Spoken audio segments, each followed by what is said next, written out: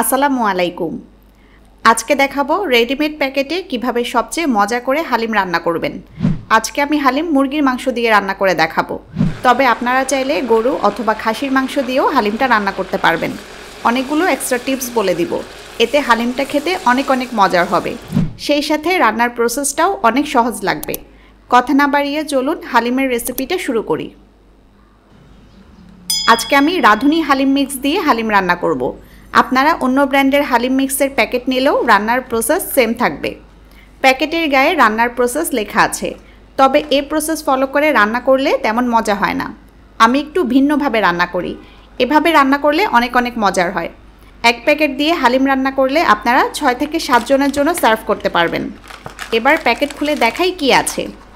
ভিতরে 2টা প্যাকেট আছে, একটা অনেক বড় আর একটা ছোট। বড় প্যাকেটে বিভিন্ন ধরনের ডাল আছে আর ছোট প্যাকেটে মশলা আছে। প্রথমে বড় প্যাকেট কেটে ডালগুলো একটা বাটিতে নিয়ে নিচ্ছি। এখানে আছে মুগ ডাল, মসুর ডাল, ছোলা, খেসারি ডাল, মাসকলাই ডাল, মটর ডাল, গম ও সুগন্ধি চাল। এখন ডালগুলো গরম পানিতে ভিজিয়ে রাখতে হবে। আধা লিটার ফুটন্ত গরম পানি দিয়ে দিচ্ছি। পানি দিয়ে 15 মিনিট ভিজিয়ে রাখবো, এতে ডাল অনেক নরম হয়ে আসবে। রান্নার সময় দ্রুত সেদ্ধ হবে। এরপর দেখুন মুরগির মাংস একদম ছোট টুকরা করে কেটে নিয়েছি। আমি আজকে মুরগির মাংস দিয়ে হালিম তৈরি করব।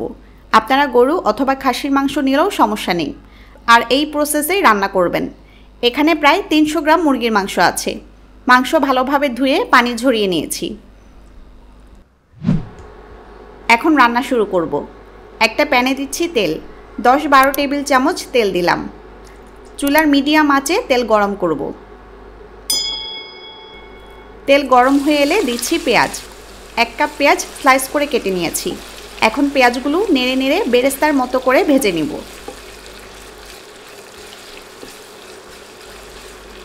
3-4 মিনিট পেঁয়াজ ভাজলেই দেখবেন বাদামি হয়ে বেরেস্তা হয়ে আসবে। এখন আমি কিছু বেরেস্তা উঠিয়ে নেব। হালিম পরিবেশনের সময় উপরে বেরেস্তা দিলে খেতে যেমন ভালো লাগে, দেখতেও অনেক আকর্ষণীয় লাগে। এরপর দিচ্ছি মুরগির মাংস, সাথে দিচ্ছি 1 টেবিল চামচ রসুন বাটা, আর দিচ্ছি 1 চা চামচ আদা বাটা, আর দিচ্ছি 1 টেবিল চামচ লবণ। নেড়ে তেলে মাংস ভেজে নিব, এতে মুরগির মাংসের আষ্টে গন্ধ চলে যাবে। মাংসের পিসগুলো 2-3 মিনিট তেলে ভেজে এরপর ছোট প্যাকেটের মশলা দিয়ে দিব। এখানে সব ধরনের মশলা পাউডার ফর্মে করে দেওয়া আছে।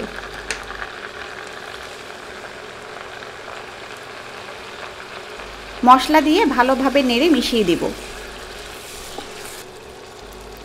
মশলা দিয়ে মিনিট খানেক নেড়ে মিশিয়ে দিয়ে এবার পানি দিব। গরম পানি দিতে হবে। আধা লিটার পানি দিয়ে দিলাম। পানি দিয়ে চুলা মিডিয়াম থেকে হাই করে দিবেন। হালকা নেড়ে দিয়ে এবার ঢেকে দিব। হাই হিটে 20 মিনিটের মতো রান্না করলে মুরগির মাংস সেদ্ধ হয়ে আসবে। পিসগুলো অনেক ছোট করে কাটা, তাই দ্রুত সেদ্ধ হয়ে যাবে। আর যদি গরুর মাংস বা খাসির মাংস দেন তাহলে সেদ্ধ হতে আরও বেশি টাইম লাগবে। সেই ক্ষেত্রে আরও পানি দিয়ে মাংস পুরোপুরি সেদ্ধ করে নেবেন। যে মাংসই নেন না কেন কোনো সমস্যা নেই। মাংস যখন সেদ্ধ হয়ে যাবে তখন ভিজিয়ে রাখা ডাল দিয়ে দিবেন। দেখুন ডাল ভিজিয়ে রাখার ফলে ফুলে গেছে। এখন পানি সহ ডাল দিয়ে দিচ্ছি। ডাল দিয়ে নেড়ে মিশিয়ে দিচ্ছি। এ পর্যায়ে চুলা হাই থেকে মিডিয়াম করে দেব। ঢাকনা ছাড়া রান্না করব, ঝোল ঘন হয়ে আসা পর্যন্ত। 10 থেকে 12 মিনিট রান্না করলেই দেখবেন ডাল ঘন হয়ে ফুটতে শুরু করবে। ডাল একদম পারফেক্টভাবে সেদ্ধ হয়ে গেছে। এই সময় লবণ চেক করে নেবেন। চুলা থেকে নামানোর পর কিন্তু আরও ঘন হয়ে আসবে। এখন চুলা অফ করে গরম পরিবেশন করব।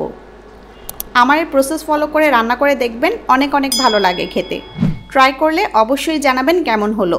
আরও কী রেসিপি চান তাও জানাতে পারেন। সবাই ভালো থাকুন, সুস্থ থাকুন। আল্লাহ হাফেজ।